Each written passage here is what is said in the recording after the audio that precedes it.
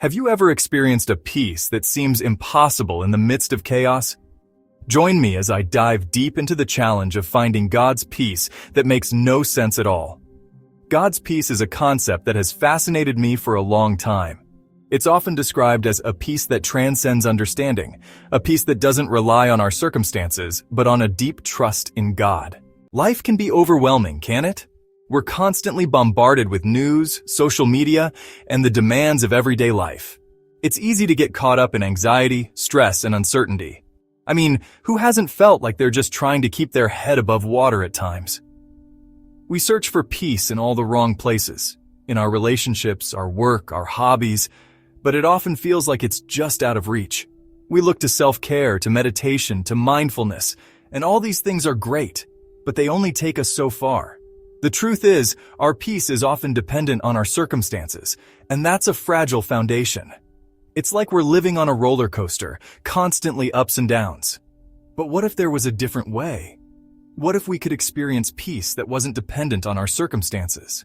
What if we could trust in a God who is bigger than our problems, who can bring peace to our chaos? The Bible is full of stories of people who experienced God's peace in the midst of incredible challenges.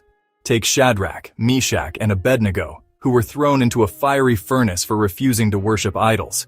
They didn't know if they would survive, but they trusted in God, and He showed up in the fire with them. They experienced a peace that didn't make sense, a peace that came from trusting in a God who was bigger than their circumstances. In Philippians 4, the Apostle Paul writes about a peace that guards our hearts and minds. He says that when we bring our worries to God in prayer, we can experience a peace that transcends understanding. This isn't just a theoretical concept, it's a real-life experience that people have been having for centuries. One of the most powerful testimonies of God's peace is that of Corrie ten Boom, a Dutch Christian who, along with her sister Betsy, was arrested by the Nazis during World War II and sent to Ravensbrück concentration camp.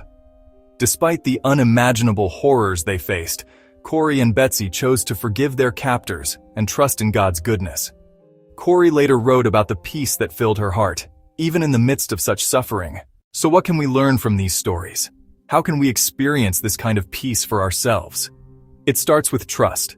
Trust that God is who He says He is. Trust that He is good, and trust that He has our best interests at heart. It means letting go of our need to control everything and instead resting in His presence.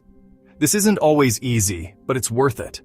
In conclusion, God's peace is not just a nice idea. It's a real experience that can transform our lives. It's a peace that can give us strength during challenging times, a peace that can help us navigate life's ups and downs with confidence. If you've experienced God's peace in your life, I want to hear about it. Share your story in the comments below. If this message gave you strength, don't forget to like, share, and subscribe. There's always room at the open table.